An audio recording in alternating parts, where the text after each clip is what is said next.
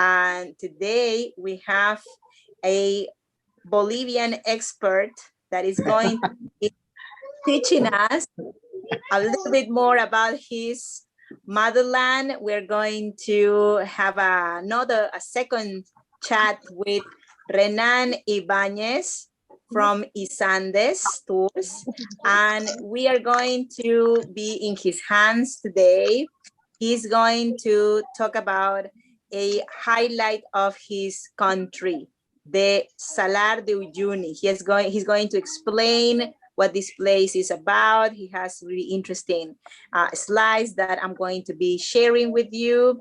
And well, Renan is an expert tour guide, trip leader, and now he's running tours for Heygo.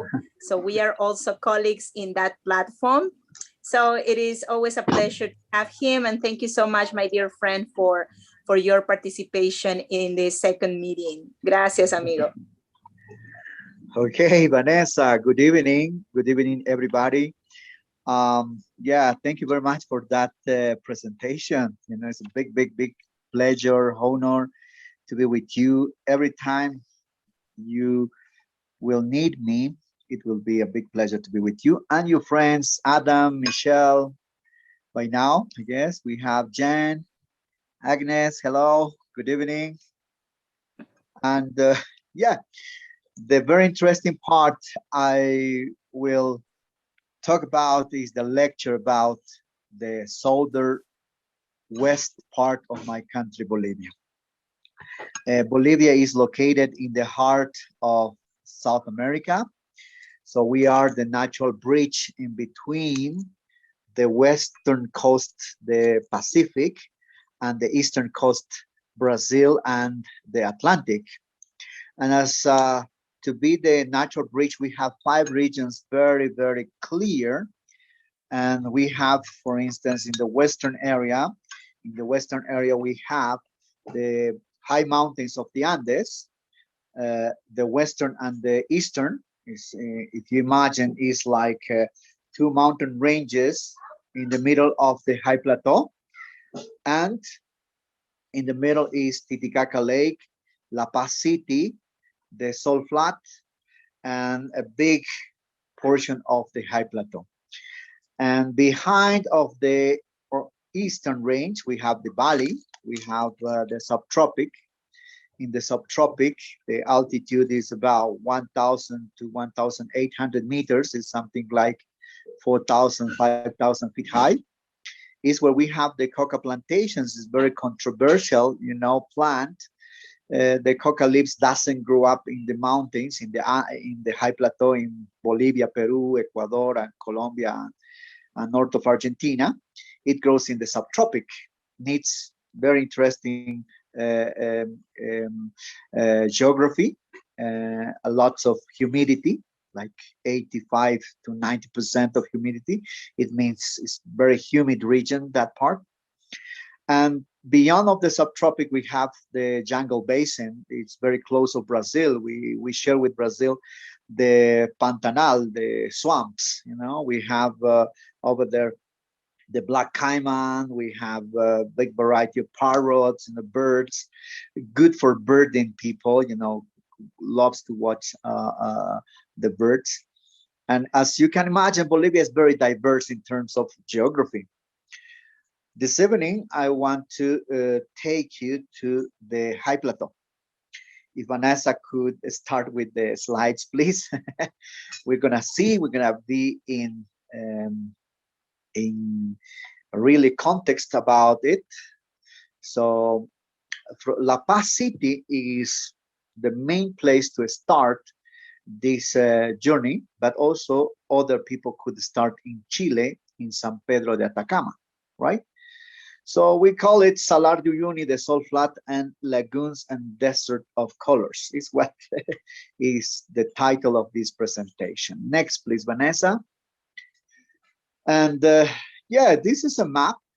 And if you can, this is the southwestern part of Bolivia. So is right in the bottom, we have the border with Chile, Argentina, and Bolivia. You know, it's 3 countries. and it's the place where is one of the possibilities to start our journeys. All that landscape is very, very hilly, is with ravines, with, you can see the Andes, you know, and you can go up. The other option is to start in the middle of Bolivia, La Paz City, and come down. But in this case, I'm going to show you how we start in the border with Chile. Okay, next one, please, Vanessa. And yeah, this is a kind of rock or road, sorry, dirt road. I mean, once you arrive from San Pedro de Atacama, which is 40 minutes from San Pedro de Atacama city to that border, which is that mountain on the left, you know, side of your cameras, is Licancabur, you know, the volcano, you know, it's a semi-active volcano in that part. So once you cross the border, the road is definitely wild. It's like to get back in the time, like 200, 300 years back in the time. Is dirt road, and look at on the right side of your cameras is another peak, which is the photo of the fauna we have in that very arid area. Is the straw called paja brava, and you can see also that kind of animals, you know, the kind of animals, look, they are from the family of the camelids. They are vicuñas. Vicuñas or vicuñas, we say in Spanish, they are the very high quality of camelids we have in the high Andes. We the relatives of the vicuñas are the alpacas, the llamas, very famous, very well known in the world, and the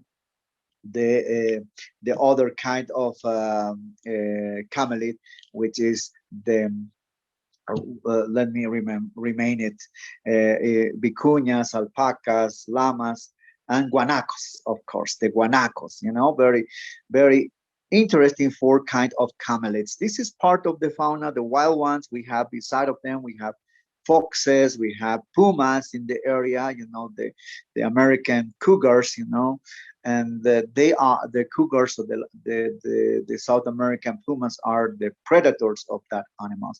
So if you can imagine, all is very dry, and the altitude in that area is 4,300 meters above sea level, is something like 14,000 feet high, my friends. Is very high. You have to be well prepared, you know, mentalized for the altitude, and you have to come up to there with a good water resource, because the water helps very much. Next one, Vanessa, please. And the first attraction definitely are the volcanoes. The volcanoes are very, very impressive in that area. You can see both ranges, the Andes in the western side and in the eastern side. If you take a look, the first picture is Laguna Verde.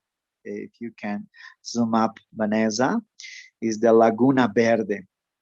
Laguna Verde, or the Green Lagoon, you know, the other one, please, Vanessa, this is the very impressive Flamingos with the volcano, right?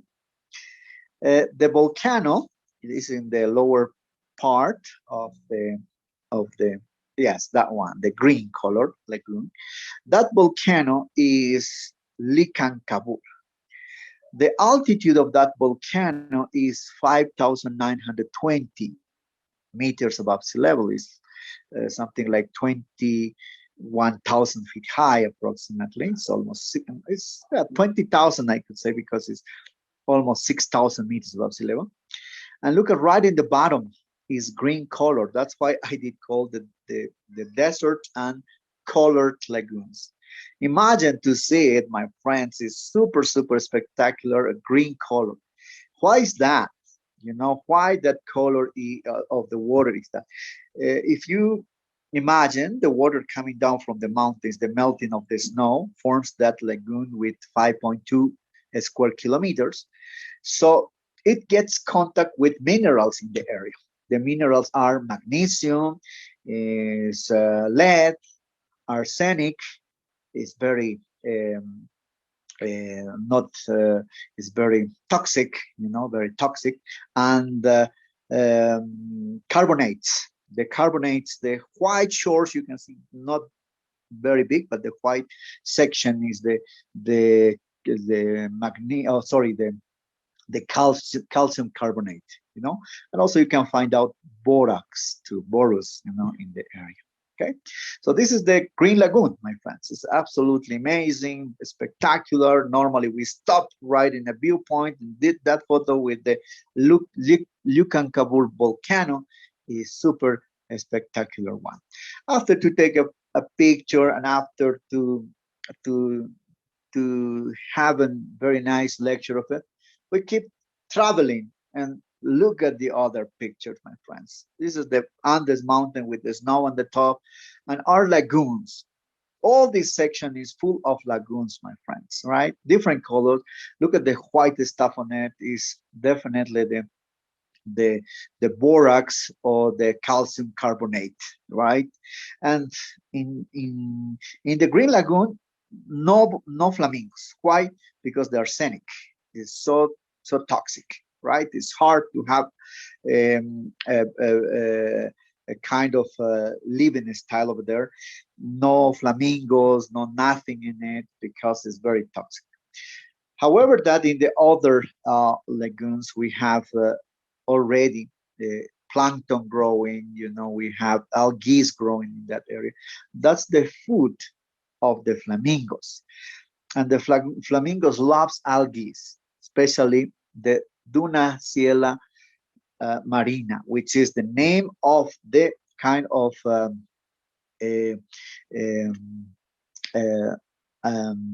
plankton, we have in the area, and they get it and they love it, and with very rich iron content in it is in the other lagoons upper of this section. This is the White Lagoon or the Salty Lagoon. Next one, please, Vanessa. As my friends, you can see it's a spectacular landscape. It's spectacular everything, and this section is a bit higher than the White Lagoon or the Salty Lagoon. Is red color the water is the oxidation of iron with some calcium carbonate, but is the area of sol de mañana or sun of morning. So is one area of geysers. Normally in the early morning it steam up. It's like mat. Boiling. And in terms of geyser, we have two types of geysers. The white domes. Normally it's a dome expelling some sort of a strong and hot steam through and with some water.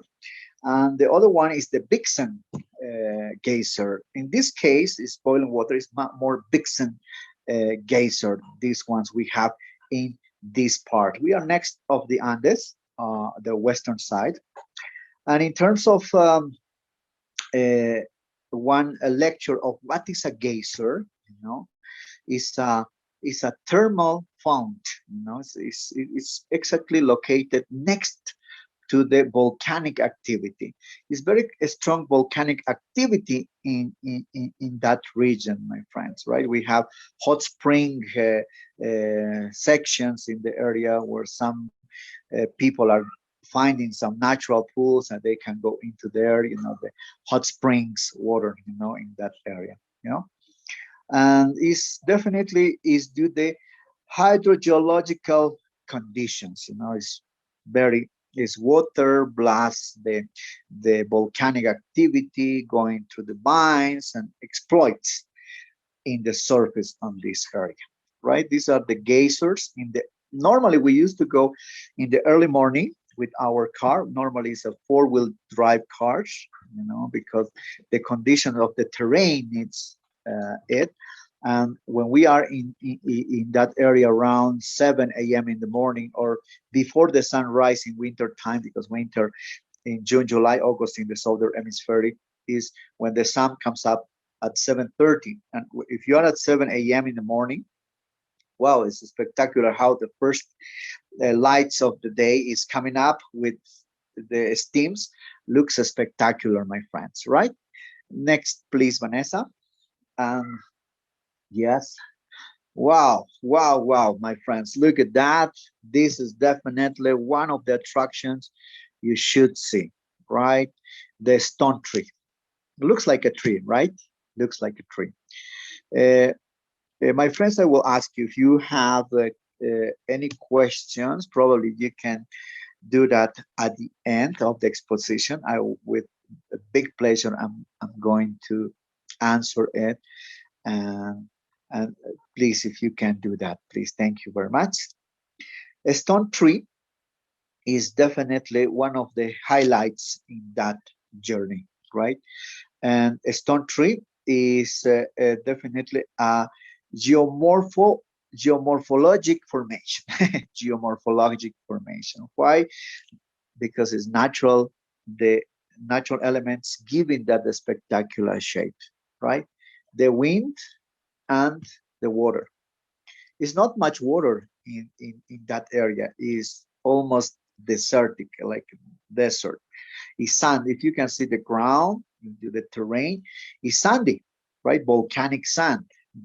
It has a lot of minerals in it by now. But so one very interesting comment over here is, in this altitude, we are talking about 4,300 meters above sea level, and the water is like TNT, my friends. It's what the ancient civilization saw, that natural physic phenomenon reaction. What does it mean? When you have rainfalls in this high altitude, it filters the water of the rain or snowfalls into the rock porous. And when it gets, frost, the size, the volume of the water, captured, frosted, it expands more than the porous or the cracks size. It exploits and crack the rocks, right? That sort of natural phenomenon and physical phenomenon. So the Tiwanaku civilization, my ancestors, the ancient civilizations, 2,000 years before Christ, they saw it, and they saw also the Incas after that, the Quichuas, and that kind of technique had been used to break giant rocks in order to have a perfect cut, a straight, amazing. That was one of the technique, my friends, in that place. When I am there, I used that natural physical reaction, and to show all the rocks perfectly cut it straight ahead, right? But this is one curiosity, how the bottom was harder carved than the top. It is definitely the kind of rock it is. Probably has more the bottom has more minerals content, and the top was the bottom, sorry, was lesser content of minerals than the top. So it is a formation of approximately 40 to 50,000 years ago. Yes. And if you can see in the back, is the western range of the Andes. That's the border with Chile. If you cross that section, which is about 15 kilometers away, is something like 9 miles, So you cross the border, and you are in Chile already, or you are in Bolivia. It's a natural border with Chile. Is the stone tree, my friends, is the type of rock is rock zeta, called, right? The rock zeta is natural formation, my friends. Okay, next one, please, Vanessa.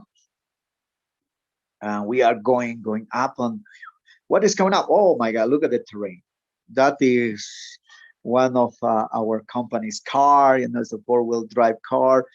The road is absolutely amazing, right? This is, look at the rocks, how that area, the side of the rock where, or the side of the road was originally a giant magma, There's a volcanic uh, formation. But look at what happened in many hundred years or many thousand of years with the water influence. The water filter into the cracks, and we clean up in between that rock, and we made a road. And that's the way straight to the stone tree, and the rest of the attraction. And definitely you need a good car to explore that section, my friends. Next one, please, Vanessa. And what is coming up is also very interesting. Wow, my friends. Yes, thank you, Vanessa. You are great, doing this. A zoom, a close up. What color is that one? Red color, right? So it's the very famous Red Lagoon. And we saw the Green Lagoon, the White Lagoon, and the Red Lagoon is super, super interesting. It thinks of the high influence of iron in it, The water is crystalline, right? You can get closer of the shores, and you can see how in some sections of the lagoon is going water into the lagoon, but it's so crystalline. And inside, what is making the color red is the flora, the plankton, and the algae. Is when we have a windy afternoon or windy morning, the color is more intense because the wind maybe creates waves in that lagoon, and it is more intense red. It changes every hour in a day, but definitely keeps the red color very good one. It's the place, the nest of the flamingos, right? The flamingos we saw. We have three kinds of flamingos, right? We have the James flamingos, is one of the flamingos. The other one is the Chilean flamingo, and the other one is the Andean flamingo, right? We have the three varieties of flamingos, of 6 kind of flamingos in the world, friends, right? In this place, you can find out 3 together. And you can walk down, if you can see our pathways. This is the viewpoint of the Red Lagoon. And we stay here for an hour and a half before the sunset normally. The first night is nearby the Red Lagoon, coming from the Chilean border. And definitely is the best attraction to end up the day, right? You walk around, you can take pictures of the flamingos, you can see the color, and the white stuff is the calcium carbonated, right? Is the white stuff, right? Around, right? Is the Red Lagoon definitely spectacular. In some times of the year, we have like 50,000 flamingos together, right? And they nest in the middle of the lagoon, which is no more than a couple of feet high, or the depth is like 60 centimeters, 65 centimeters, right? It's not very deep, but it's 60 square kilometers, right? 60 square kilometers, the area of the Red Lagoon. Next one, please, Vanessa. Okay, do you imagine who's that man enjoying the view of the Red Lagoon? Yeah, I was there for several times. I'm very blessed, to be in that places, taking groups. Vanessa and Marek sent me many groups. Thank you, Vanessa and Marek, and I'm sure you're going to be the next ones, my friends. Please come here. We are going to be together having that experience in that areas, right? And that's my small company name on my vest, is Andes Bolivia Tours, right? And with the view of the Red Lagoon, right? You know, I don't want to be photographed. I'm not really photogenic, my friends, right? So, but I like that very nice panoramic, my friends, right? Next one, please, Vanessa. Okay. Oh wow! After to see other lagoons, I mean, in the second day, so we visit other smaller lagoons too on the way, right? Like the Stinky Lagoon. The Stinky, wow, very, you know, imagine when you get out from the car and you say the smell is incredible. You say, what is that? You know, I said, wow, it's the Stinky Lagoon. Why? Why did you call the Stinky Lagoon? But because in that area is a big influence of sulfur. You know, the sulfur is like spoiling egg smell, right? It's terrible, terrible one. And this is the Stinky Lagoon. We have the Onda Lagoon, like a kind of 5 lagoons, and we drive onto the desert uh, to get the salt flat, right? Uyuni is a very important attraction in that area, and it's the highlight, my friends, is the highlight of the tour, beside of the Red Lagoon, the Green Lagoon, the foxes in one side, lots of flamingos, biscachas, which are a kind of wild rabbits in that area, and the road, impressive road. The salt flat is absolutely amazing, you know, breathtaking, right? So this is one area in almost in the southern part of the salt flat, very close of the Uyuni town, and the flags had been, you know, located in that part we call the Flags Square after 2014. What happened in 2014? We had the car racing organization over there, the Paris Dakar, you know, racing. It's very famous. The Paris Dakar was very famous in the north of Africa, connecting with Europe, you know. But in 2013, I guess they had problems with the security in Africa, in the north of Africa, and they decided to look other place in the world, and they saw South America like one good place to organize it.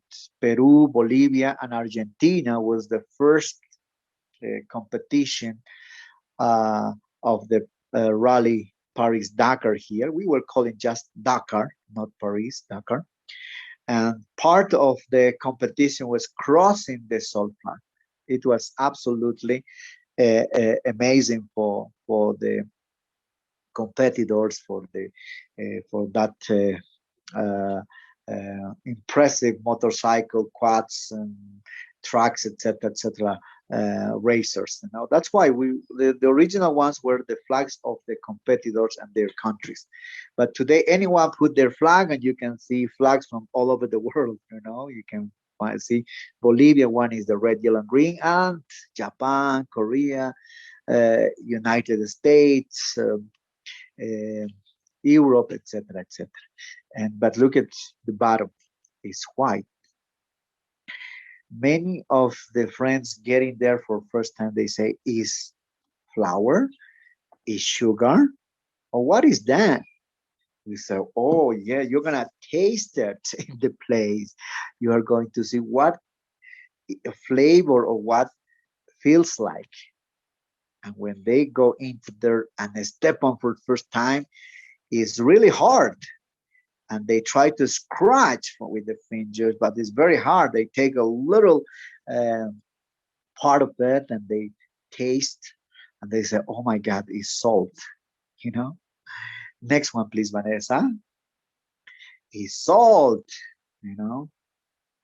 And this is a map of the salt flat. You know, my friends, and you have normally we go into the salt flat by Rio Grande. It's a community, or Yipi is like one main entrance to go into the salt flat.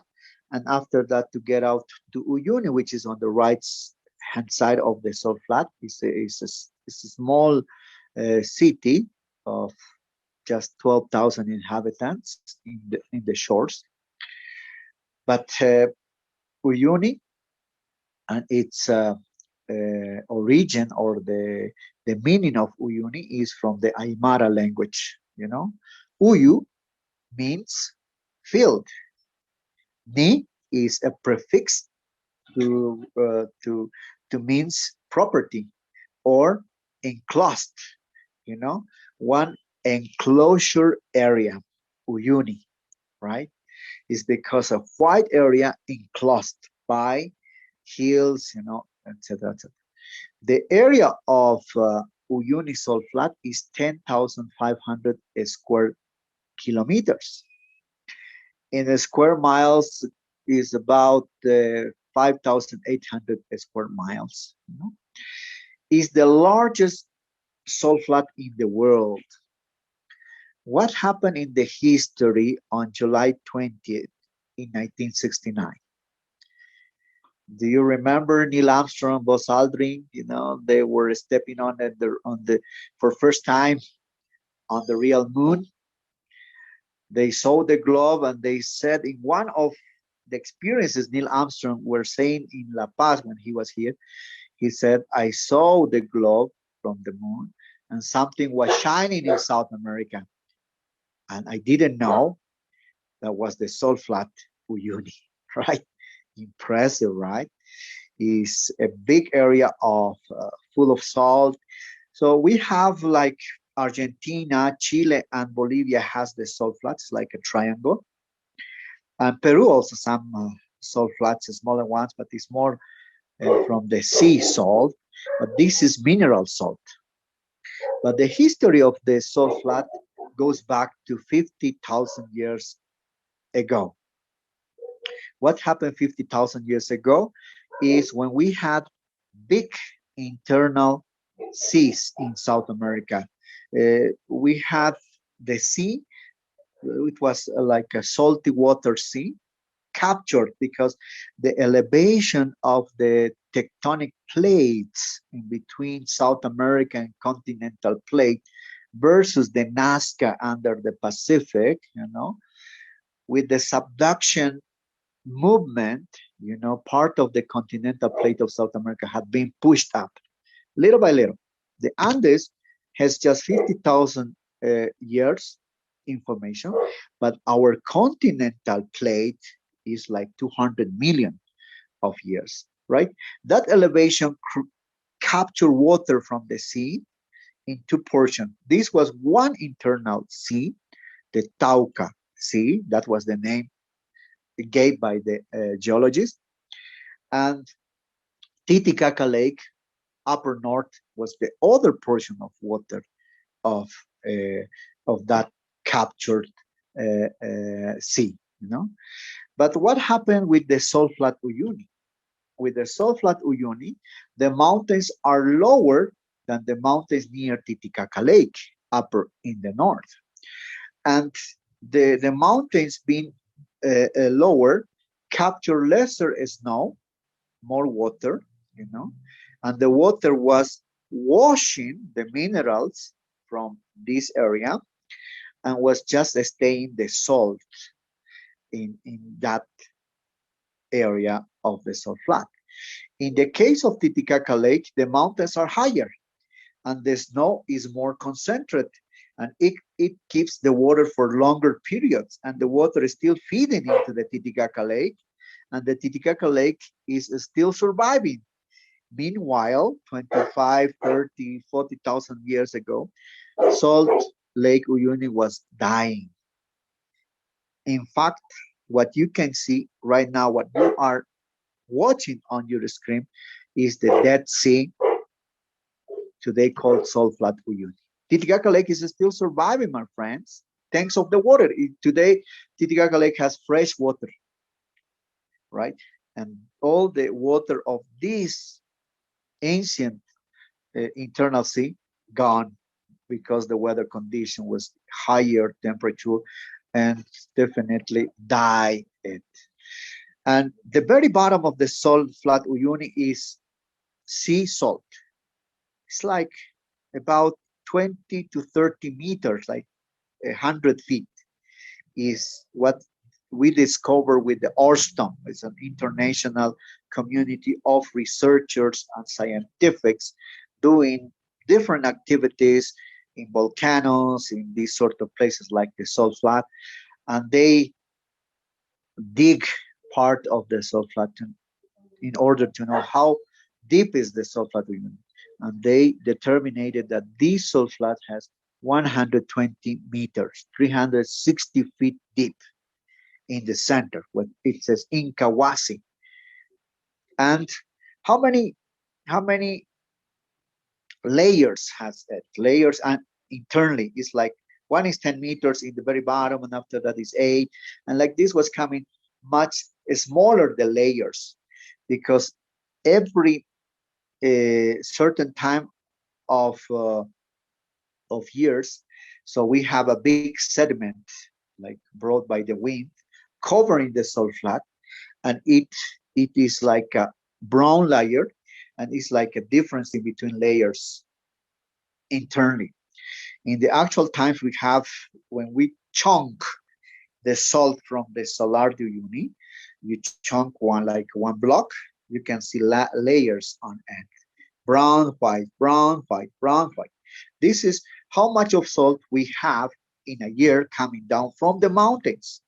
Definitely the Salar is still, growing, because it's still the water from the rainfalls bringing new mineral salt into the salt flat. But in this time, the rainfalls is not as much as it was probably 45,000 years ago. Okay, so, and the salt flat has islands, so elevations of volcanic rocks due to the pressure of the tectonic plates, it forms islands. In Kawasi is the main island, is the largest island in the middle of the salt flat, is the most visited one. If you drive like about an hour from the shores, hour and a half, so you get there. Next one, please, Vanessa.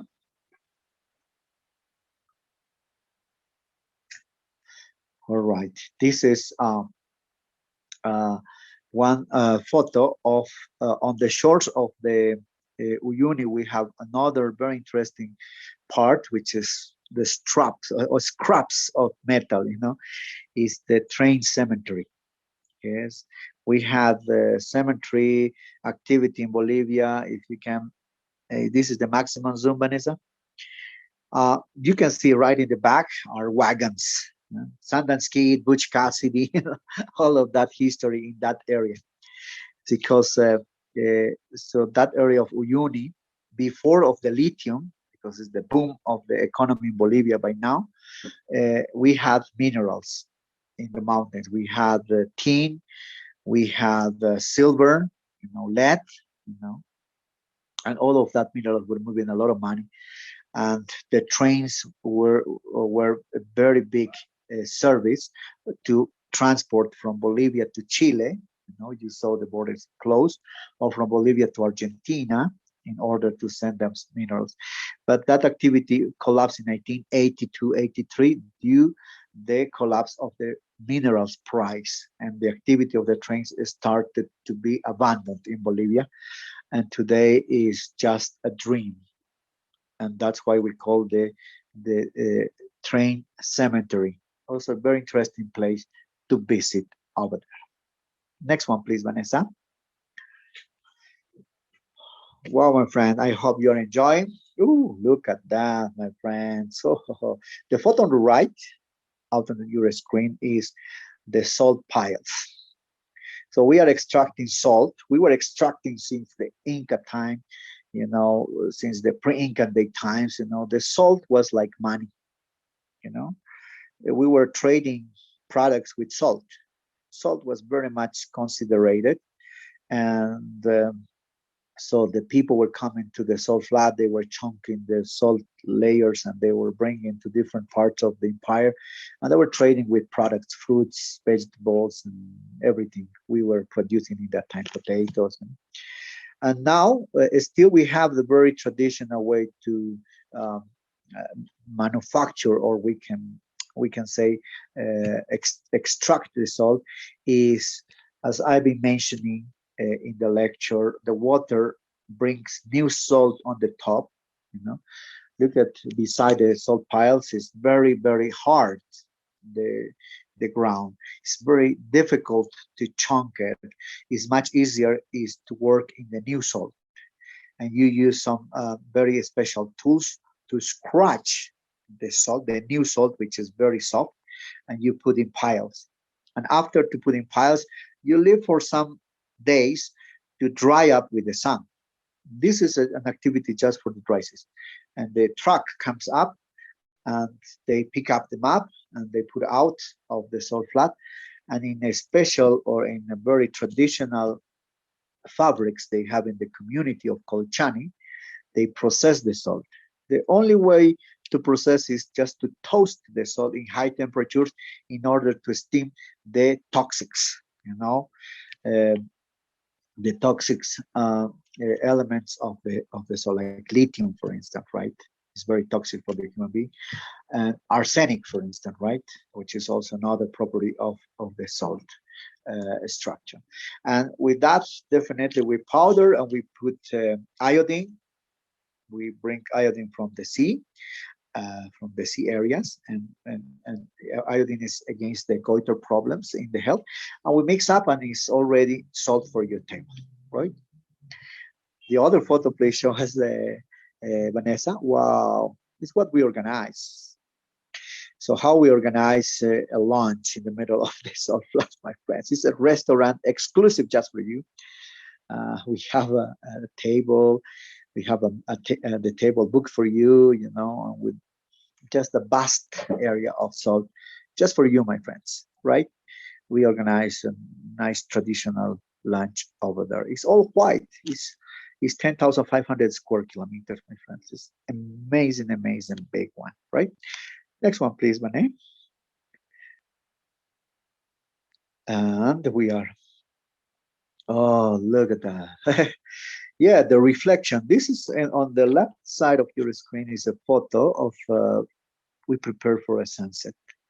And sunsets are spectacular, even the nights, because it's one of the places where the lights are very minimum. It's almost nothing in that area. If you are in the nights, you can see the southern hemispheric constellations, Southern Cross, Orion Belt, the Milky Way is amazing. That, but before of that, we have the sunset, and look at the reflection in the water. It's a film of water just in the rainy season or after the rainy season for some months. In the country Bolivia, the rainy season, and in all this area in Peru and Argentina and Chile, the rainy season is in our summer, December, January, February, and March, right? This and April, May. By now, you can enjoy the reflections, spectacular. And look, it was very hard, but I did find to grow quinoa in the middle of the salt flat, the right peak. If you can zoom up, Bane, please. Right, look at that. Is a quinoa plant, my friends. Probably you did here in the United States and most of the countries in the world. Quinoa is getting very popular. It's organic cereal, superfood, and no, it's not growing in the salt flat. I was with a photographer in the salt flat, a very famous photographer in the salt flat, and he said, "Can I take a photo?" And we went out on the shores and we take the quinoa plant and a little bit of the root. We had a bunch of quinoa plantation. Is in December, January when it grew up, and we did put it in the salt flat. And of course, after that we put back the quinoa plant in a good way, and we cleaned the salt flat. Okay, definitely we have to take care the salt flat because it's not just Bolivian treasure, it's also for whole world treasure. That's why we have to be careful with that. It's a nice place to visit. So we are extracting lithium by now, but it's a very small portion in the southern part of the salt flat, the lithium, to make batteries for it. Okay, this is a great photos you can take in the salt flat during the rainy season. Next, please, Vanessa. We are close to finish, my friends. Prepare your questions. Look at the views, from the island in Kawasi. Wow. The Saguaro Cactus, the giant ones. So that cactuses are over 10 meters, like 33 feet high. So according the researchers of that kind of cactus, they said every year that cactus grow up 1 centimeter. If 1 meter has 100 centimeters in 10 years, or in 10 meters, you should have like how many years? If like 100 years is in 100 in 1 meter, 10 meters in 1,000 years, my friends. That cactuses are at least in between 500 to 1,000 years old, right? Very old. And it flourishes every year. It has beautiful flowers, white colors, like daisies. Beautiful flowers. And that also, the cactus gets the water, the very few water we have in the area. And it contains in its structure, and is what the birds take from it. And we have a very, very nice variety of birds in that area, right? Beautiful one. This is a very nice views, and if you can see on the left hand side, is the corals petrified. It is a clear evidence that this part was an internal sea, right, my friends? Next one, Vanessa. I guess already finishing, my friends. Oh, thank you, my friends. I hope you enjoy it. So just to mention, you get from the Salt Flat out to Uyuni town, and you can take a flight from Uyuni to La Paz, or you can take a car, and or you can take a train to La Paz. Okay, my friends, I hope you enjoy it. And if you have any questions, I am very, very happy to answer that. Thank you very much. Yes, we are starting with the round of questions. And thanks so much, Renan, for your time, your dedication to creating this slideshow for us. And well, definitely you are an expert in this theme. And hopefully there are some questions for you also. I have some questions, I will put them at the end. So anyone wants to drop a question? Hi, this is Adam. It was a great presentation. I have a question.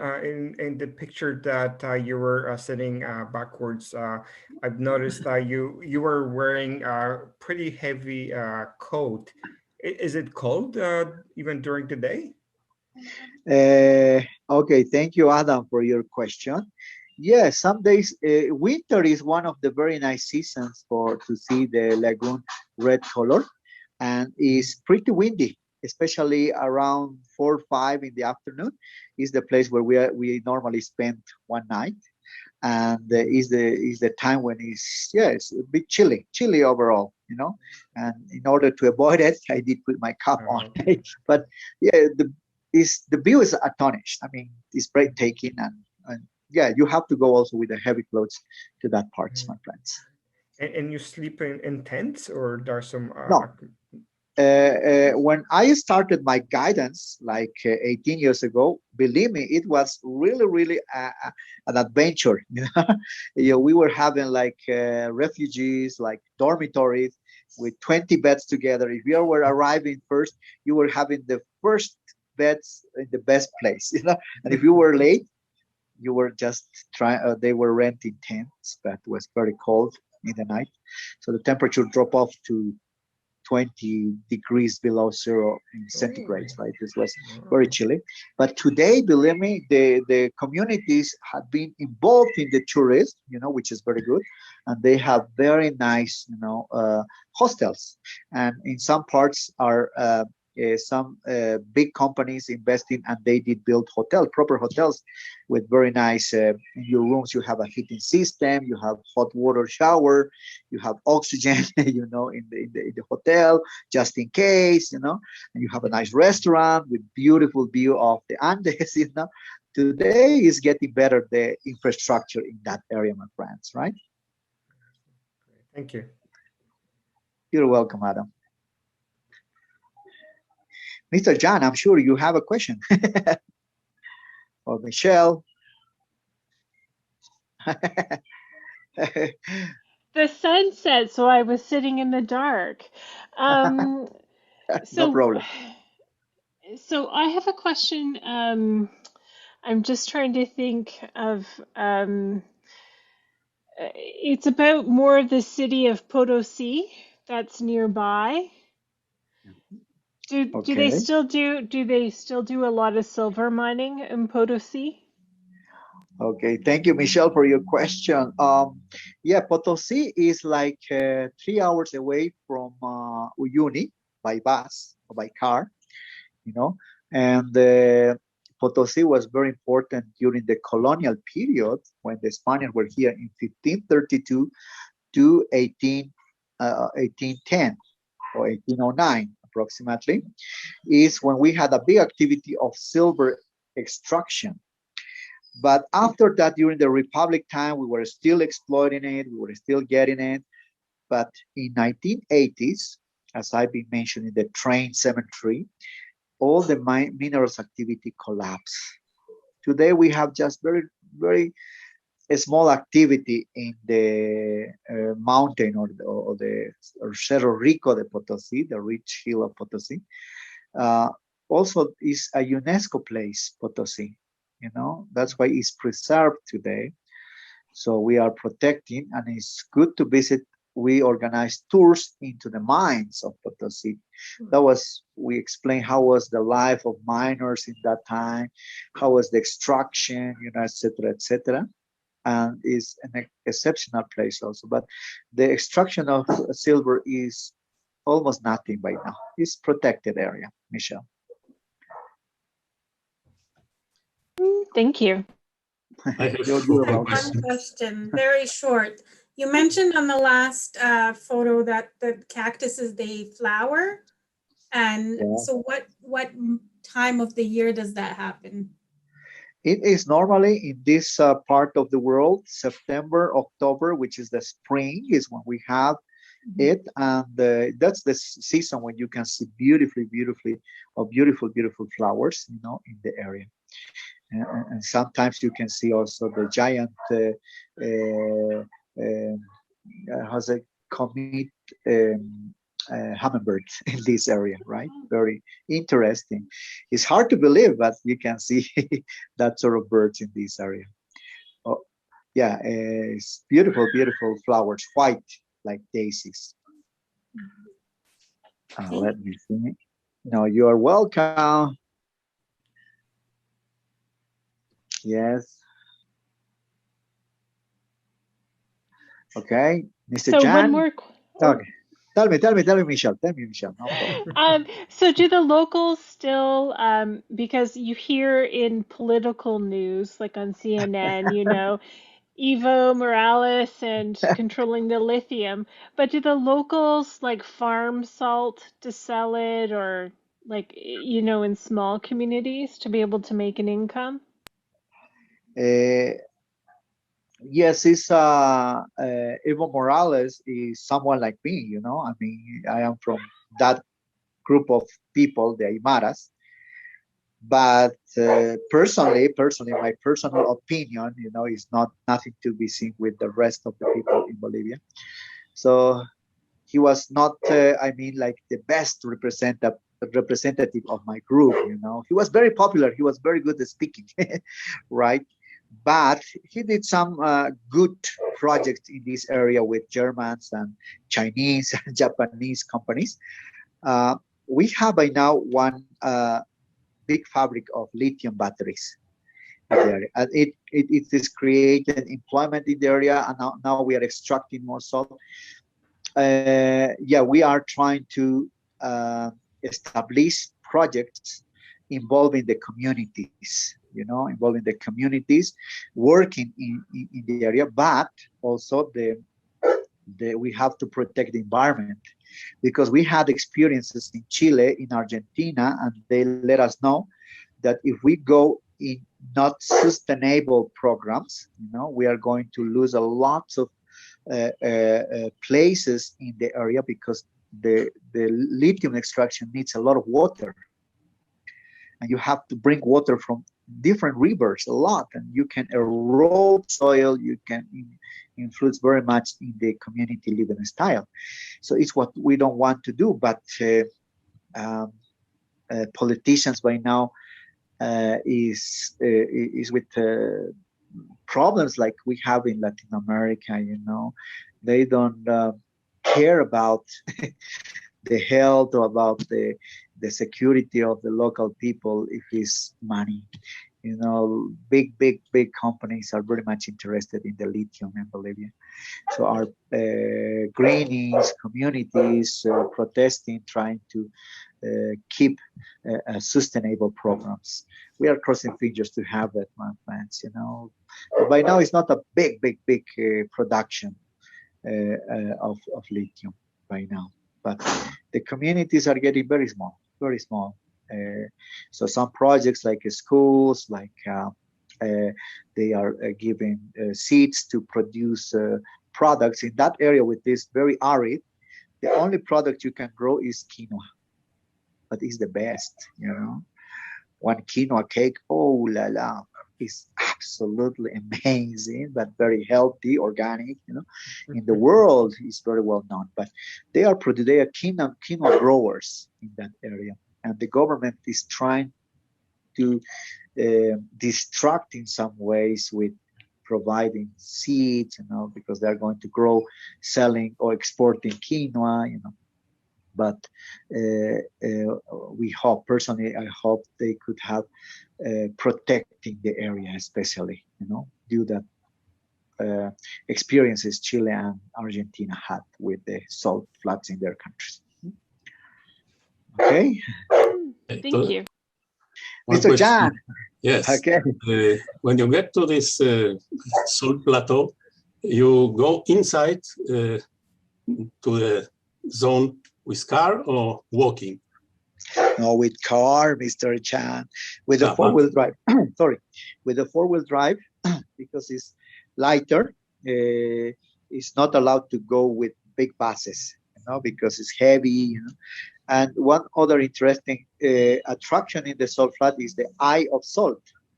It means our holes, some parts, sometimes when you are driving quite fast, because normally we go in 65 to 70 miles per hour, it's quite fast, you don't see that holes. You can have an accident. And it's also very fragile, the top layer. That's why, so the governments in Uyuni, they established laws to use cars on the salt flat, right? For instance, in the Paris or in the Dakar, the only kind of transport allowed to cross the salt flat were motorcycles, quads, and small cars, not big trucks. The big trucks had to drive around the salt flat, right? So yes, we go on a car. To cross from one side, yes, Mr. John. In this case, do you use the special tires or normal? Because this is something similar to ice. Yeah. The only thing is we use the same tires, but the only thing is less time of life, because the salt is corrosive. It corrodes faster. And also you have to protect your motor, because all our cars are electronic. The lithium is the salt, and especially in the rainy season, we have to drive much slower, like probably 4 or 5 miles per hour slowly, because the splash of water with all that salt content, it could create one electric shock. And you can be stuck in the middle of the salt flat, and that's why we go slowly. Yeah, it has rules to be in the salt flat, it has our own rules, slowly, or if it's dry, we can drive faster, but it's the four-wheel drive is definitely the only car you can see in the salt flat, Mr. Jan. Okay. Or bikes. Yeah, we saw, in my experience, I was going to different islands to explore. Sometimes I did find people, young tourists, and they were almost dying, dehydrated. And we asked to them, we rescued them, and we were asking to them, what happened with you? what did you do? And he said, on the map I saw it's easy to cross walking. It's about 90 miles from the east to the west, with some islands, of course, in the middle. But the salt, once you start to walk, plus the sun, very strong, dehydrate you in less than 2 hours. Of course, I can take 2 bottles of water, but you can start to hallucinate, right? And sometimes they got, fortunately, one island, they were staying there and we had to rescue them, right? So some crazy things that some young tourists are doing in the salt flat, and we had to rescue them, to help them, etc. But the more recommended one is to go on a car or bike. Definitely bike is also very good too, right? That is sliding. Yes, like, oh, yeah, with the new technology, flying. Okay, thank you. You're welcome, Mr. Dan. By the way, Renan, I have some questions also for you. I think I am the last one asking, but I have 3 questions. One of them is, what is in your recommendation, the best season in the year to visit the salt flats of Uyuni? As a tour guide, what is the best time in terms of prices, in terms of climate? That is one. Second one is, does anyone can drive their car alone without a guide in the Uyuni Salt Flats, or you need a special permit? You have to pass through a control before going inside. And the final one, sorry, I'm giving you 3. It is about the famous Salt Hotel, the Hotel of Salt, in there in Uyuni. So if you can give us information about that. Sorry, those are 3, but I was waiting until the last. Vanessa, it's gonna be an extra charge, Don't worry, please, Vanessa. Don't worry. First question. The best season is after the rainy season, according to my experience, is April, May, June, July, August to December. January and February and March is lots of rain, right? But it's 9 months, very good visit, and 3 months is probably not the best. So many people visit, but it's not the best ones, right? April to December, right? It's also with part of the dry season of the salt flat and the end of the rainy season, right? So it's also with the reflections, etc., etc. Bolivia is not expensive, Vanessa. It's very good in terms of cost. We are given a very good service in hotels and in cars, etc., etc. But it's not very expensive, right? It's not very expensive in whole year, right? Probably in 30 more years, we are going to be expensive because there's going to be more visitors coming. You have to travel now and not later, right? Yes. After, probably in the coming 5 or 10 years, I could suggest it to come to Bolivia. It could be in your bucket list, So the second question is, if you can drive with your car, definitely you have to know the salt flat. It's not a restriction, but if you don't know the salt flat and you can use your Google map, it looks like you can go by any way, but you can be signed in the shores because not everywhere is stable or hard.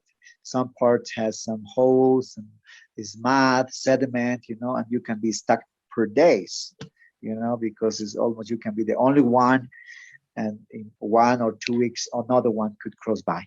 That's why we suggest you or to go to Uyuni, and in Uyuni you can get a map, or a local guide, I think. A local guide would help you. Depends how long you have and assist you. And also they can give you a map or information for it. And the third question about the salt flat. By now we have 3 salt hotels, very, very nice ones. Luna Salada is the one of them. Is on a hill on the shores with absolutely awesome view on the horizon for the sunsets. Is all the structure. You can imagine your room constructed with salt blocks, right? Your bathroom with salt blocks, and your bed, you sleep on it. Is absolutely interesting. They're very different, and yeah, there's very not cheap the cost compared with the other hotels in Uyuni, but it's an average in the international context, right? And Cristal Samaña is other hotel, and Palacio de Sal. Palacio de Sal is, in my opinion, in my very humble opinion, is the best hotel in that area by now. Palacio de Sal. Very, very, very nice one. And now we are implementing. I am starting to work with the domos. Probably if you I will. I guess I put in my Facebook the one photo where the domos is made with a special material brought from Europe, I guess from England, I guess. They did build like a domos, like igloos, and you can spend the night in the middle of the salt flat. The switching system, etc., is definitely going out of the solar, right? This is a photo. Look at that, my friends. I don't know if you can see, or this is like the domos. It's like igloos. It's nearby the shores, but it's in the middle. Is in the middle of the salt flat. Very interesting in the nights. I am starting to work with that people. Our thing. Okay. The light. Gracias, my assistant. All right, my friends. I don't know if you have any other question. Vanessa, I don't know. Under your orders. Well, I think they are speechless. Thank you so much for your participation. First of all, my dear friend Renan, for your time. Also, I'm seeing you are with Paula. Thank you so much to your assistant that has been also helping us today. The silent is wife support, always there. Yes. Muchas gracias. This my has soul. been, yes. This has been their teamwork, also product of their teamwork. And thank you so much, Renan, for being always such a wonderful representative and ambassador of your country. And well, if I can, finish this wonderful event with a recommendation from me to you is, if you ever go to Bolivia, please contact my friend Renan. Contact Isandes. They will take care very well of you. And also they are wonderful people. So, well, this gives you an idea of another wonderful destination in Latin America, in South America. And hopefully soon I'm going to convince Renan again to join us and give us more information from Bolivia. Well, now we are going to also await for the next occasion that we're going to be meeting him. And thank you so much for all of your participation, my dear friends. As you know, every Thursday we bring new destinations, and I try to bring all of my colleagues that I know in Latin America to give you insights into their countries and cities. So muchas gracias. Thanks to you all. Gracias, Renan. And until the next time, take care.